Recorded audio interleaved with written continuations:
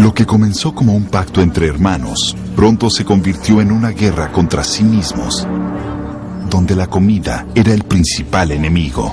Hola, Angélica. Hola. Mira el almuerzo. Te lo comes todo.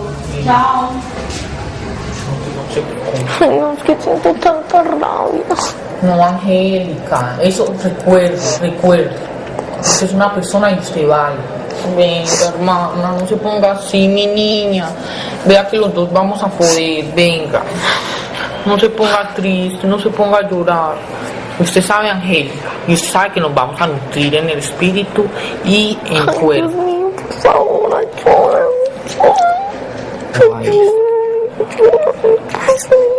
Yo empecé a relacionar con la comida con algo malo.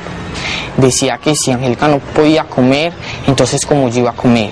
Y además como que eso era malo, no lo podía hacer, que eso que ensuciaba, que la comida ensuciaba a las personas. Ay, no, yo no quiero comer esa comida tan maluca. ¿Quién maluco? ¿Ya la probó?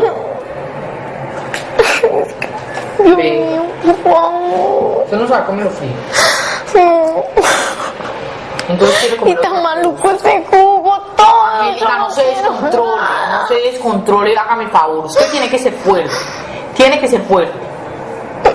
No sea altiva. Y usted también tiene que empezar a comer así. Hágame el favor, Angélica.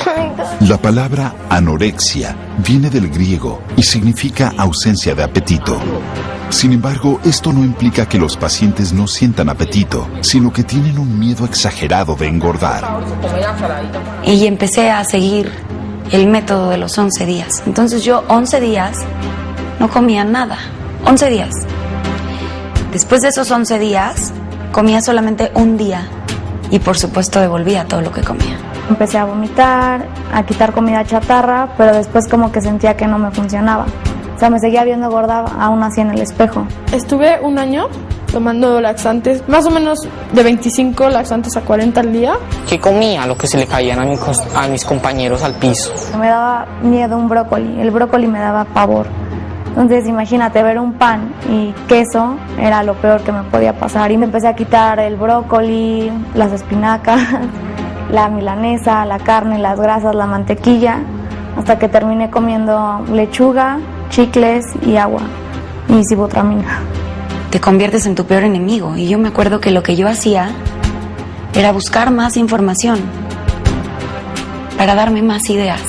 Por un lado tenía mucho miedo y no quería estar enferma, pero por otro lado no sabía cómo salir y entonces prefería seguir.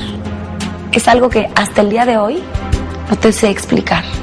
Realmente mi corazón estaba enfermo. A mí algo que me preocupa muchísimo hasta el día de hoy es que Internet está lleno de información, libros, revistas. Cuanta cosa quieras buscar, encuentras la información.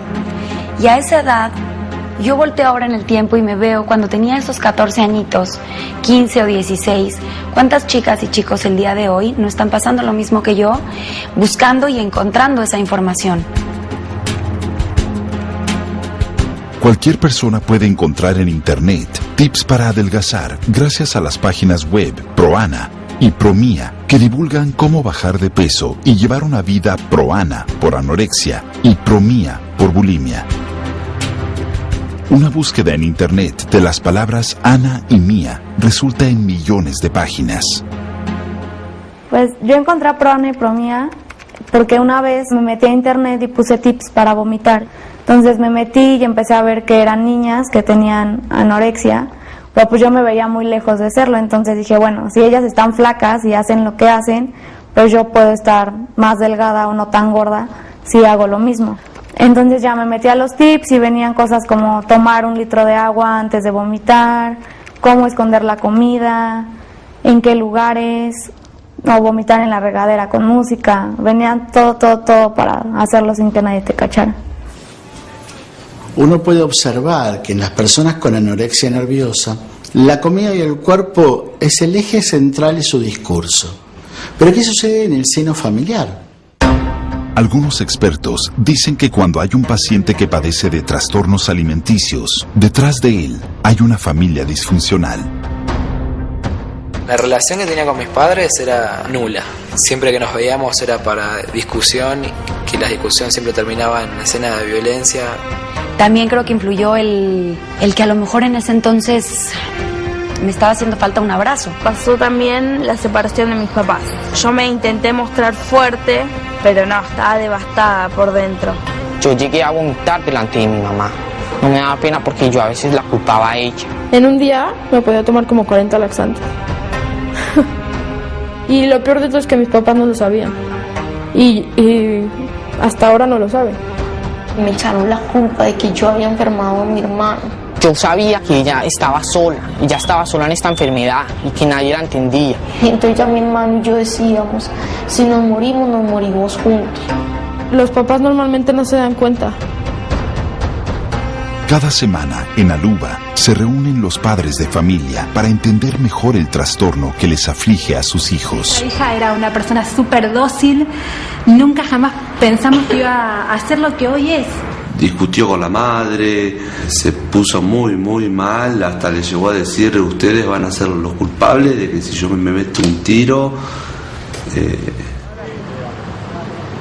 Santiago la verdad que anda muy bien. Pero en todo eso que venía bien, la otra vez me dijo, mira, vos es que tengo miedo hasta de cruzar la calle, tengo una especie de pánico, me transpiran las manos porque me pidió que lo vaya a buscar a la ruta.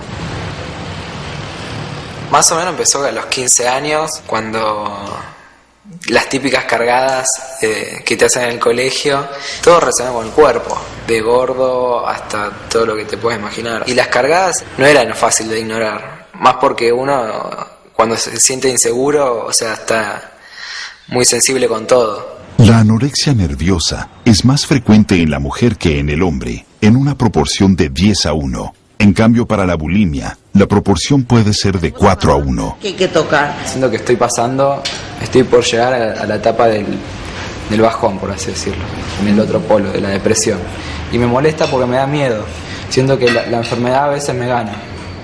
Santiago lleva 2 años en Aluba, luchando contra la bulimia que le aflige desde sus 15 años. Fue muy cargado. La palabra bulimia significa hambre en exceso, donde la persona sufre episodios de atracones compulsivos, seguidos de un gran sentimiento de culpabilidad y angustia. Yo cuando vomitaba sentía una liberación por la culpa de haber comido. O sea, yo sentía culpa por haber comido y agarraba y vomitaba. Yo, aparte de vomitar por el tema de bajar peso, y vomitaba por el hecho de descargarme de los problemas que yo tenía. Y yo sentía como la única salida de mis problemas, hasta que no lo pude detener y se empezó a descontrolar. Siento que no puedo ganarle. Yo entendía bulimia, anorexia, mujeres que eran las modelos, o sea, como que era un mundo aparte, una realidad que nosotros no íbamos a pasarla jamás. Entonces cuando a él le dicen que sí que tiene bulimia, fue esa parte choqueante, porque dijimos, un varón, ¿no? Porque quizás en las mujeres es muy común, uy, estoy gordita, uy, tengo pancita, pero ese no es el diálogo que tienen entre los hombres. A simple vista, puede ser incomprensible por qué una persona con anorexia siente miedo a engordar si ya posee un muy bajo peso. Sin embargo, esta enfermedad casi siempre está acompañada por una distorsión corporal. Para diagnosticar anorexia nerviosa, el primer punto es el bajo peso. Luego continuamos con una preocupación constante por el cuerpo y la comida, a punto tal de presentar la persona una distorsión del esquema corporal. Esta distorsión hace que la persona no le agrade su figura en el espejo.